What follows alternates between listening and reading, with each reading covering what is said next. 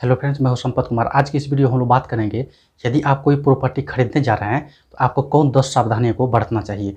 यदि आप ये 10 सावधानी में से कोई भी सावधानी को नहीं बरतते हैं तो ऐसी परिस्थिति में आप प्रॉपर्टी अपने नाम रजिस्ट्री भी करवा देते हैं तो वो रजिस्ट्री आसानी से कैंसिल करवाया जा सकता है। हालांकि प्रॉपर्टी बेचते समय आपको कौन कौन 10 बातों का ध्यान रखना चाहिए, इस विषय पर मैं पहले वीडियो बना दिया है।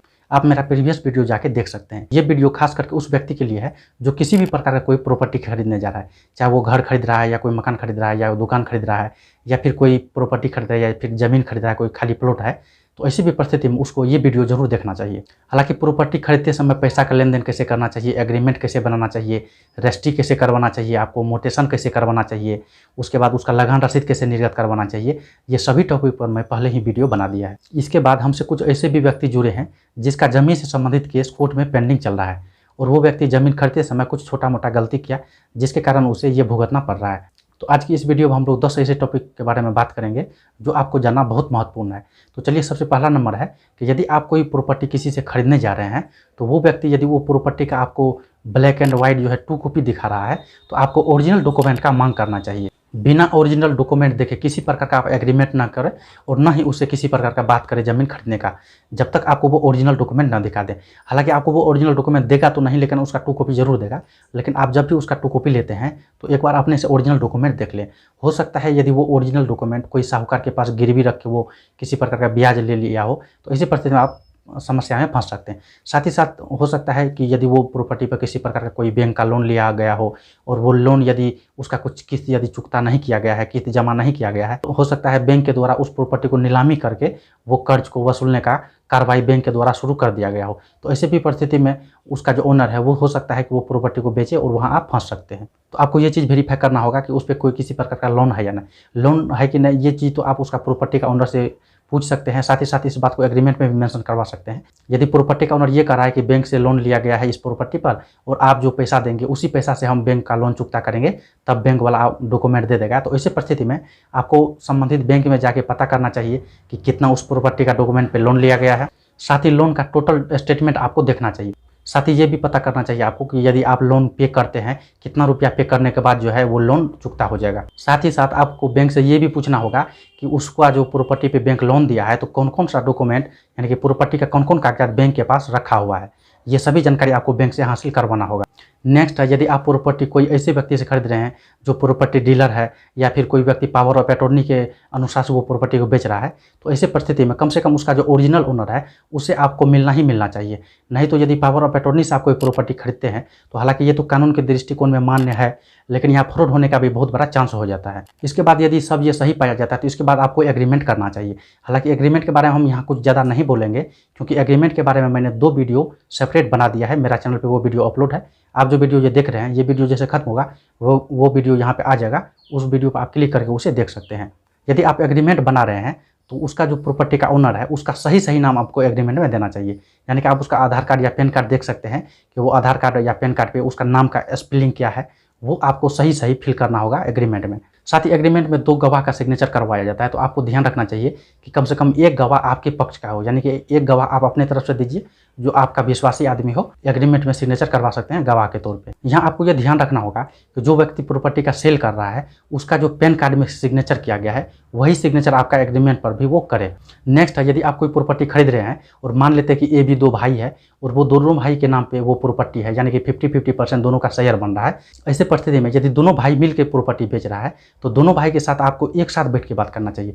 ऐसा नहीं कि एक भाई से सुबह में मिले और बात किए और दूसरा भाई से आपको शाम में मिले और उससे बात की।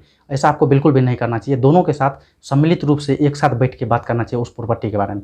साथ ही साथ कागजात में ये भी देखना चाहिए कि वो दोनों का कितना शेयर उस प्रॉपर्टी में है। मान लेते यदि 50-50% शेयर है तो ऐसी परिस्थिति में 50-50% पैसा दोनों के अकाउंट में आपको जमा करवाना होगा। मान लेते कि वो प्रॉपर्टी आप 10 लाख में खरीदने जा रहे हैं और उसका 2 सेलर है, तो ऐसी परिस्थिति में 5 लाख रुपया ए के अकाउंट में और 5 लाख रुपया बी के अकाउंट में आपको भेजना चाहिए। साथ ही साथ यहाँ जो आप पेमेंट करेंगे उसको, तो आपको ध्यान रखना होगा कि पेमेंट ऑनलाइन माध्यम से ही होना चाहिए या फिर चेक के माध्यम से कर सकते हैं पेमेंट।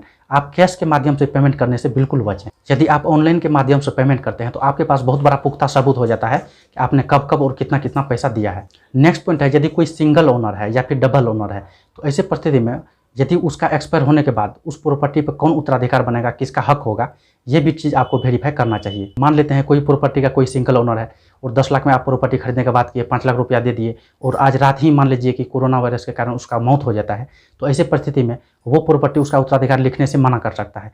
तो आपको ये भी वेरीफाई करना होगा कि उसका उत्तराधिकार कौन हो सकता है फ्यूचर्स में, और उसका उत्तराधिकार के बारे में भी एग्रीमेंट पे सभी डिटेल होना चाहिए। और एग्रीमेंट पे उसका जितना भी उत्तराधिकार है, यदि 3-4 उत्तराधिकार है तो सभी का सहमति होना चाहिए, यानी कि सभी का आपको सिग्नेचर एग्रीमेंट पे करवा लेना चाहिए।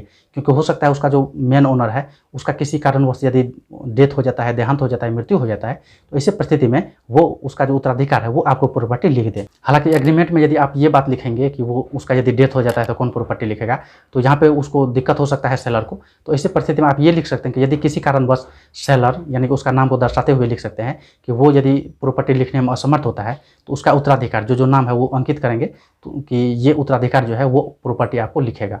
नेक्स्ट है कि आपको तहसील में ये पता करना होगा कि मोटेशन किसके नाम से है। यदि वो प्रॉपर्टी नगर निगम या नगर परिषद से है तो ऐसे परिस्थिति में आपको पता करना होगा उस प्रॉपर्टी का जो है हाउस टैक्स भरा गया है कि नहीं, या फिर प्रॉपर्टी पर किसी प्रकार का कोई टैक्स बाकी है। ये सभी चीज़ के बारे में पता करना होगा। यदि मान लेते हैं कि उस प्रॉपर्टी पर यदि 5 लाख का कोई टैक्स बाकी है और वो व्यक्ति वो प्रॉपर्टी बेच दिया है, तो ऐसी परिस्थिति में आपका मोटेशन नहीं होगा तो वो पैसा आपको भरना पड़ सकता है। तो ये चीज़ को आपको ध्यान में रखना होगा। नेक्स्ट है कि रजिस्ट्री करते समय सेलर जो सिग्नेचर कर रहा है आपको उस सिग्नेचर का मिलान उसका पैन कार्ड से करना चाहिए। ऐसा नहीं कि पैन कार्ड पे कोई और सिग्नेचर है और यहाँ पे कोई फर्जी सिग्नेचर रजिस्ट्री के समय वो कर देता है।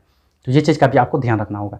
नेक्स्ट है कि यदि रजिस्ट्री के समय मान लेते हैं आपने टोटल पैसा दे दिए हैं और पूरा नियम पूर्वक आपने एग्रीमेंट भी तैयार कर दिए और रजिस्ट्री के समय कोई तीसरा व्यक्ति पावर ऑफ अटॉर्नी के साथ आता है और बोलता है कि हम रजिस्ट्री आपको करने जा रहे हैं, वो व्यक्ति जो है उसका ओरिजिनल सेलर वो हमको पावर ऑफ अटॉर्नी कर दिया है। हालांकि पावर ऑफ अटॉर्नी का तो मान्य है कानूनी तौर पे, लेकिन इसमें फ्रॉड होने का भी बहुत बड़ा चांस हो सकता है। क्योंकि पावर ऑफ अटॉर्नी बनाते समय किन किन बातों का ध्यान रखना चाहिए इस संबंध में मैं पहले वीडियो बना दिया है, आप मेरा प्रीवियस वीडियो को जाके देख सकते हैं। नेक्स्ट है कि आप जो व्यक्ति का प्रॉपर्टी खरीदने जा रहे हैं उसका ओरिजिनल जो ओनर है उससे आपको मिलना जरूरी है। हो सकता है कि मान लीजिए कोई व्यक्ति के नाम से प्रॉपर्टी है, उसका बेटा आपसे जो एग्रीमेंट वगैरह हर चीज़ करवा लिया है और जो प्रॉपर्टी का ओनर है उसी के अकाउंट में आप पैसा भेजते हैं, लेकिन वो व्यक्ति यदि 2 साल पहले उसका मृत्यु हो चुका है तो ऐसे भी परिस्थिति में आप परेशानी में फंस सकते हैं।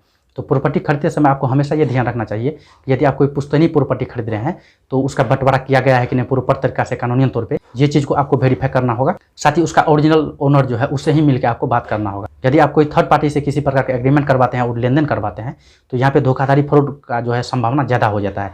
तो आपको ये चीज़ से बचना चाहिए। हालांकि इस विषय में मैं पहले भी काफ़ी वीडियो बना चुका हूँ, आप मेरा प्रीवियस वीडियो जाके देख सकते हैं। एग्रीमेंट बनाते समय कौन कौन बात को ध्यान में रखना चाहिए वो वीडियो यहाँ पे आ गया है, उस पर क्लिक करके आप उस वीडियो को देख सकते हैं।